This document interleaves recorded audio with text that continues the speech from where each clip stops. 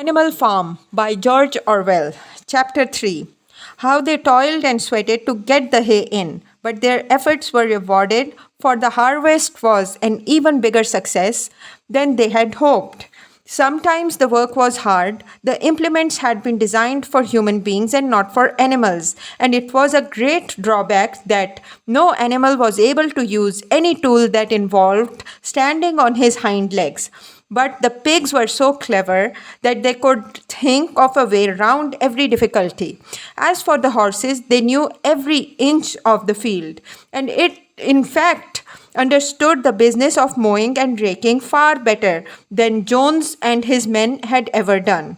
The pigs did not actually work but directed and supervised the others.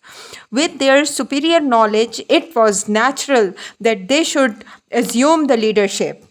Boxer and Clover could harness themselves to the cutter or the horse rake. No bits or reins were needed in these days, of course, and tramp steadily round and round the field with the pig walking behind and calling out, "Gee up, comrade," or "Whoa, back, comrade," as the case might be. And every animal down to the humblest worked at turning the hay and gathering it. Even the ducks and hens toiled to and fro all day in the sun, carrying tiny wisps of hay in their beaks. In the end, they finished the harvest in 2 days, less time than it had usually taken Jones and his men. Moreover, it was the biggest harvest that the farm had ever seen. There was no wastage whatever. The hens and ducks were, with their sharp eyes, had gathered up the very last stock, and not an animal on the farm had stolen as much as a mouthful.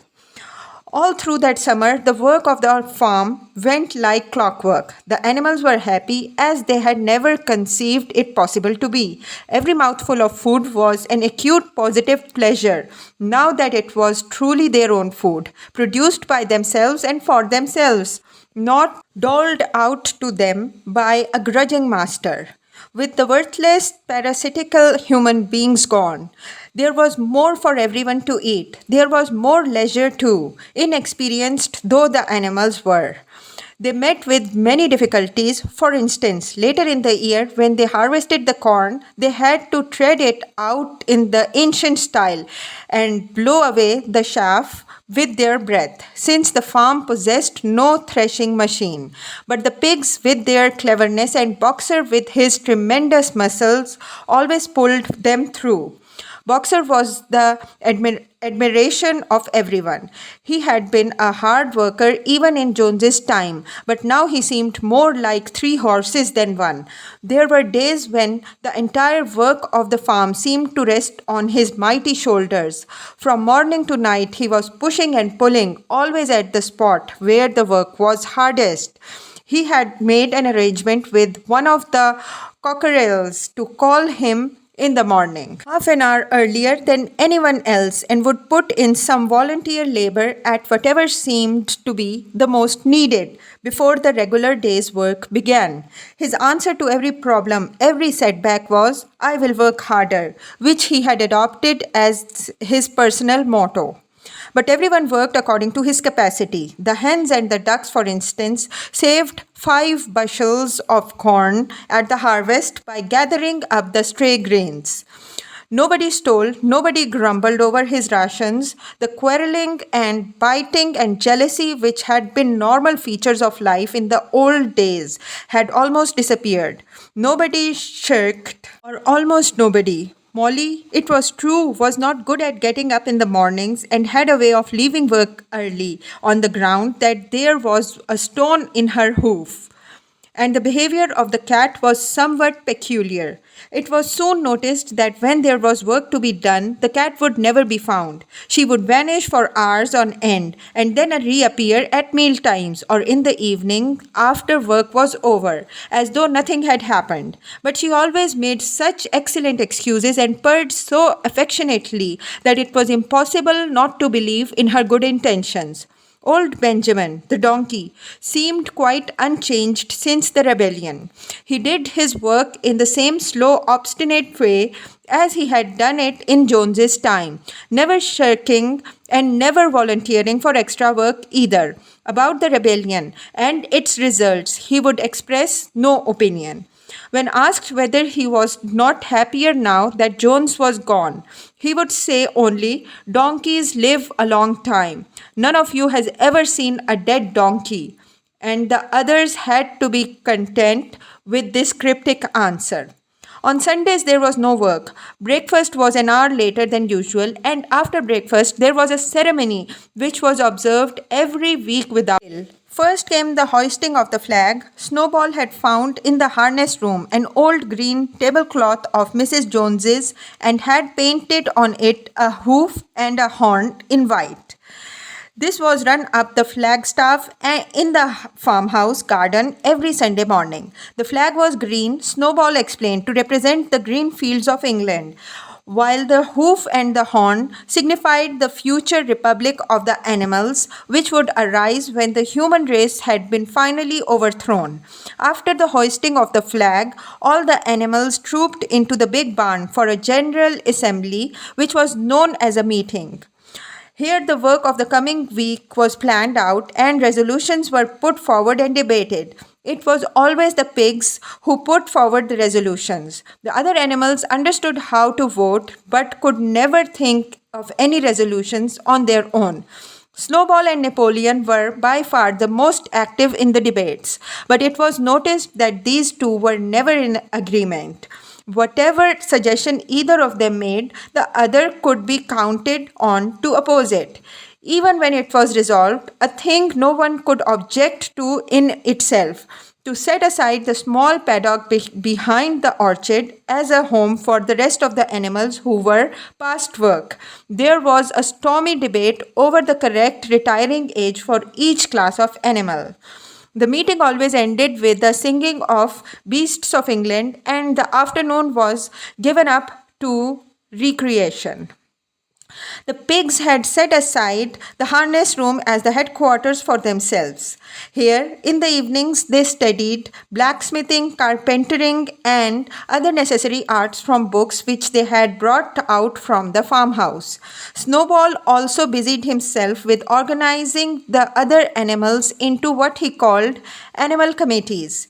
He was indefatigable at this. He formed the Egg Production Committee for the hens, the Clean Tails League for the cows, the Wild Comrades Re-Education Committee. The object of this was to tame the rats and rabbits, the Whiter Wool Movement for the sheep, and various others besides instituting classes in reading and writing.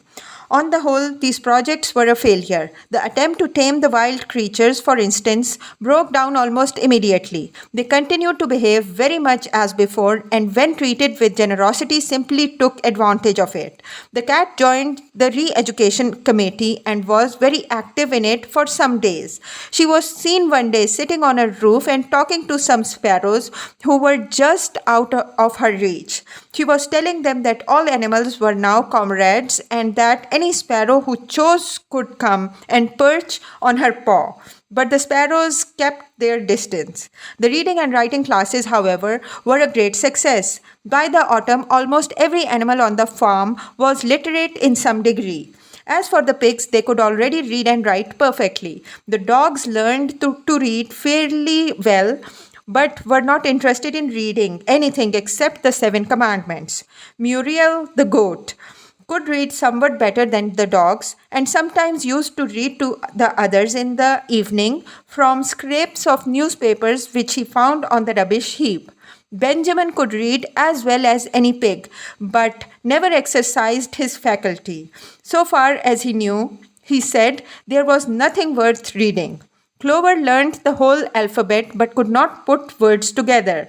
Boxer could not get beyond the letter D. He would trace out A, B, C, D in the dust with his great hoof and then would stand staring at the letters with his ears back, sometimes shaking his forelock, trying with all his might to remember what came next and never succeeding. On several occasions, indeed, he did learn E, F, G, H, but by the time he knew them, it was always discovered that he had forgotten A, B, C, and D. Finally, he decided to be content with the first four letters and used to write them out once or twice every day to refresh his memory. Molly refused to learn any but the six letters which spelled her own name. She would form these very neatly out of piece of twig and would then decorate them with a flower or two and walk around them admiring them. None of the other animals on the farm could get further than the letter A. It was also found that the stupider animals, such as the sheep, hens, and ducks, were unable to learn the 7 commandments by heart. After much thought, Snowball declared that the 7 commandments could in effect be reduced to a single maxim, namely, 4 legs good, 2 legs bad. This, he said, contained the essential principle of animalism.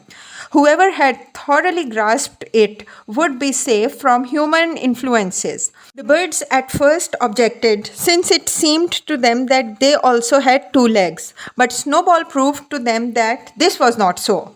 A bird's wing, comrades, he said, is an organ of propulsion and not of manipulation. It should therefore be regarded as a leg. The distinguishing mark of man is the hand, the instrument with which he does all his mischief. The birds did not understand Snowball's long words, but they accepted his explanation, and all the humbler animals set to work to learn the new maxim by heart. 4 legs good, 2 legs bad was inscribed on the end wall of the barn, above the 7 commandments and in bigger letters. When they had once got it by heart, the sheep developed a great liking for this maxim, and often as they lay in the field, they would start bleating, 4 legs good, 2 legs bad, 4 legs good, 2 legs bad, and keep it up for hours on end, never growing tired of it. Napoleon took no interest in Snowball's committees. He said that the education of the young was more important than anything that could be done for those who were already grown up. It happened that Jessie and Bluebell had both whelped soon after the hay harvest, giving birth between them to 9 sturdy puppies. As soon as they were weaned, Napoleon took them away from their mothers, saying that he would make himself responsible for their education. He took them up into a loft which could only be reached by a ladder from the harness room, and there kept them in such seclusion that the rest of the farm soon forgot their existence. The mystery of where the milk went to was soon cleared up. It was mixed every day into the pig's mash. The early apples were now ripening, and the grass of the orchard was littered with windfalls. The animals had assumed as a matter of course that these would be shared out equally. One day, however, the order went forth that all the windfalls were to be collected and brought to the harness room for the use of the pigs. At this, some of the animals murmured, but it was of no use. All the pigs were in full agreement on this point, even Snowball and Napoleon. Squealer was sent to make the necessary explanations to the others. "Comrades," he cried, "you do not imagine, I hope, that we pigs are doing this in a spirit of selfishness and privilege. Many of us actually dislike milk and apples. I dislike them myself. Our sole object in taking these things is to preserve our health. Milk and apples, this has been proved by science, comrades, contain substances absolutely necessary to the well-being of a pig. We pigs are brain workers. The whole management and organization of this farm depend on us. Day and night we are watching over your welfare. It is for your sake that we drink that milk and eat those apples. Do you know what would happen if we pigs failed in our duty? Jones would come back. Yes, Jones would come back. Surely, comrades," cried Squealer almost pleadingly, skipping from side to side and whisking his tail. "Surely there is no one amongst you who wants to see Jones come back." Now, if there was one thing that animals were completely certain of, it was that they did not want Jones back. When it was put to them in this light, they had no more to say. The importance of keeping the pigs in good health was all too obvious. So it was agreed without further argument that the milk and the windfall apples, and also the main crop of apples when they ripened, should be reserved for the pigs alone. Chapter 4. By the late summer, the news of what happened on the animal farm had spread across half the country. Every day, Snowball and Napoleon sent out flights of pigeons whose instructions were to mingle with the animals on the neighboring farms, tell them the story of the rebellion, and teach them the tune of Beasts of England. Most of this time, Mr. Jones had spent sitting in the tap room of the Red Lion at Wellington, complaining to anyone who would listen of the monstrous injustice he had suffered in being turned out of his property by a pack of good-for-nothing animals. The other farmers sympathized in principle, but they did not at first give him much help. At heart, each of them was secretly wondering whether he could not somehow turn Jones's misfortune to his own advantage.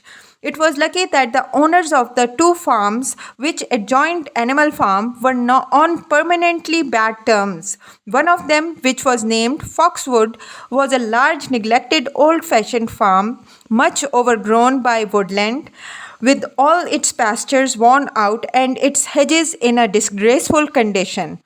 Its owner, Mr. Pilkington, was an easy-going gentleman farmer who spent most of his time in fishing or hunting according to the season. The other farm, which was called Pinchfield, was smaller and better kept. Its owner was Mr. Frederick, a tough, shrewd man perpetually involved in lawsuits and with a name for driving hard bargains. These two disliked each other so much that it was difficult for them to come to any agreement, even in defense of their own interests. Nevertheless, they were both thoroughly frightened by the rebellion on Animal Farm and very anxious to prevent their own animals from learning too much about it. First, they pretended to laugh to scorn the idea of animals managing a farm for themselves. The whole thing would be over in a fortnight, they said. They put it about that the animals on the manor farm, they insisted on calling it the manor farm, they would not tolerate the name Animal Farm, were perpetually fighting amongst themselves and were also rapidly starving to death.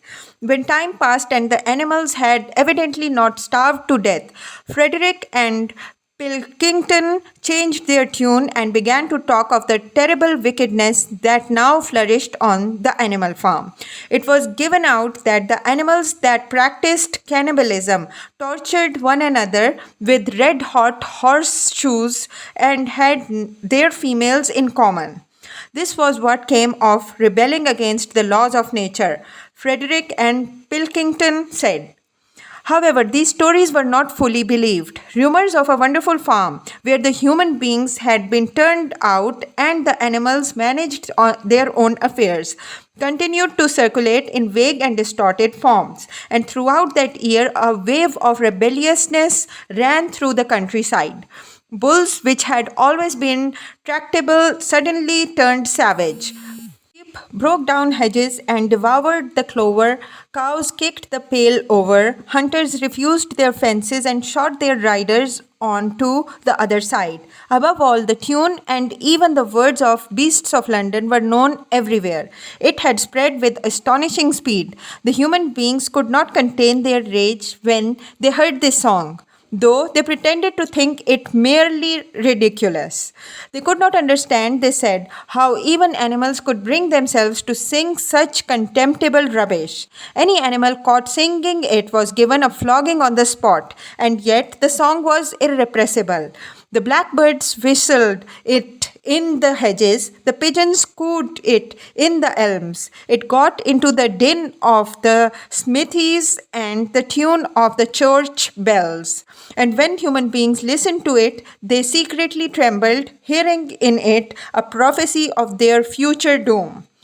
Early in October, when the corn was cut and stacked and some of it was already threshed, a flight of pigeons came whirling through the air and alighted in the yard of the Animal Farm. in the wildest excitement. Jones and all his men, with half a dozen others from Foxwood and Pinchfield, had entered the 5-barred gate and were coming up the cart track that led to the farm. They were all carrying sticks except Jones, who was marching ahead with a gun in his hands. Obviously, they were going to attempt the recapture of the farm.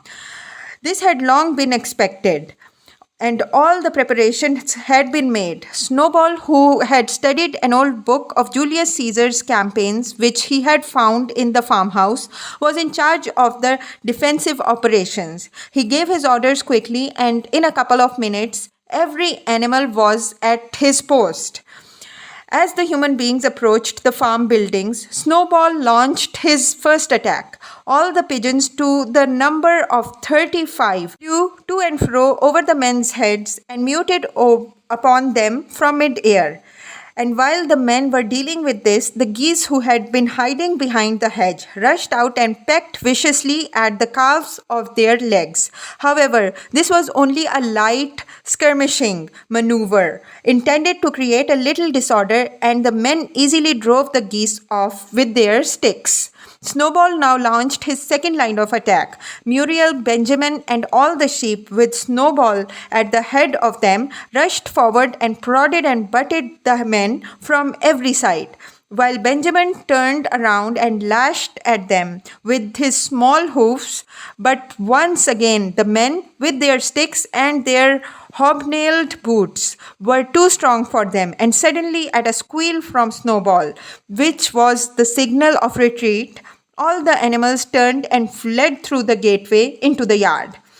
The men gave a shout of triumph. They saw, as they imagined, their enemies in flight, and they rushed after them in disorder. This was just what Snowball had intended. As soon as they were well inside the yard, the 3 horses, the 3 cows, and the rest of the pigs, who had been lying in ambush in the cowshed, suddenly emerged in their rear, cutting them off. Snowball now gave the signal for the charge. He himself dashed straight for Jones. Jones saw him coming, raised his gun, and fired. The pellets soared bloody streaks along Snowball's back, and a sheep dropped dead. Without halting for an instant, Snowball flung his 15 stones against Jones's leg. Jones was hurled into a pile of dung, and his gun flew out of his hands. But the most terrifying spectacle of all was Boxer, rearing up on his hind legs and striking out with his great iron-shod hoofs like a stallion. His very first blow took a stable lad from Foxwood on the skull and stretched him lifeless in the mud. At the sight, several men dropped their sticks and tried to run. Panic overtook them, and the next moment all the animals together were chasing them around and round the yard.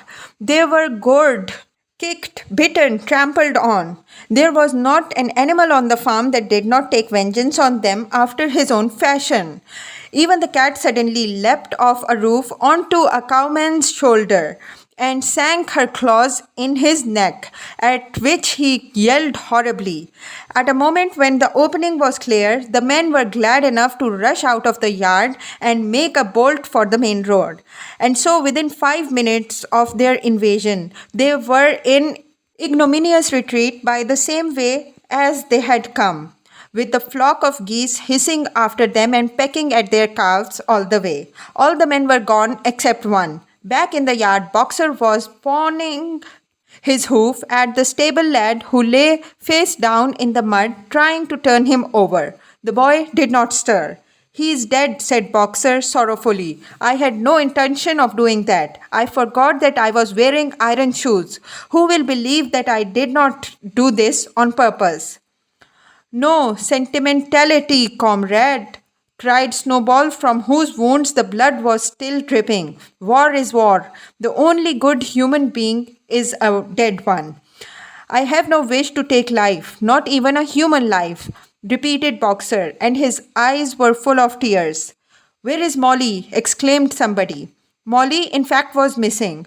For a moment there was a great alarm It was feared that the men might have harmed her in some way or even carried her off with them. In the end, however, she was found hiding in her stall and her head buried among the hay in the manger. Had taken to flight as soon as the gun went off, and when the others came back from looking for her, it was to find that the stable lad, who in fact was only stunned, had already recovered and made off. The animals had now reassembled in the wildest excitement, each recounting his own exploits in the battle at the top of his voice. An impromptu celebration of the victory was held immediately. The flag was run up and Beasts of England was sung a number of times. Then the sheep who had been killed was given a solemn funeral, a hawthorn bush being planted on her grave. At the graveside, Snowball made a little speech, emphasizing the need for all animals to be ready to die for Animal Farm, if need be. The animals decided unanimously to create a military decoration, Animal Hero First Class, which was conferred there and then on Snowball and Boxer. Consisted of a brass medal. They were really some old horse brasses which had been found in the harness room to be worn on Sundays and holidays. There was also Animal Hero Second Class, which was conferred posthumously on the dead sheep. There was much discussion as to what the battle should be called. In the end, it was named the Battle of the Cowshed, since that was where the ambush had been sprung. Mr. Jones's gun had been found lying in the mud, and it was known that there was a supply of cartridges in the farmhouse. It was decided to set the gun up at the foot of the flagstaff, like a piece of artillery, and to fire it twice a year, once on October the 12th, the anniversary of the Battle of the Cowshed, and once on Midsummer Day, the anniversary of the rebellion.